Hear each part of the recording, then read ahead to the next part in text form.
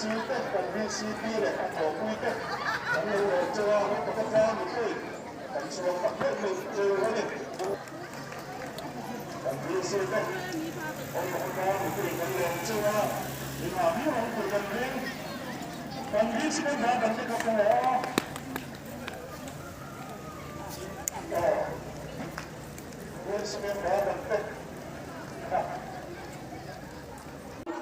And I would like to welcome each and every of the persons present here at this occasion.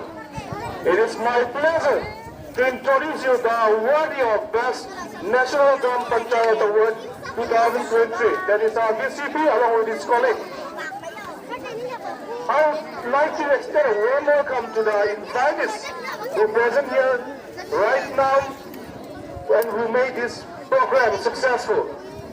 Today, we are honored and grateful to witness this special moment, as there is the greatest moment in the history of Ngopa village on winning Best National Drum Panchayat Award 2023.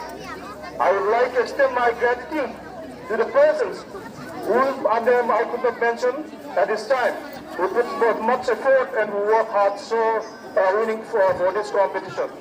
And then, before we proceed further, let me announce our program.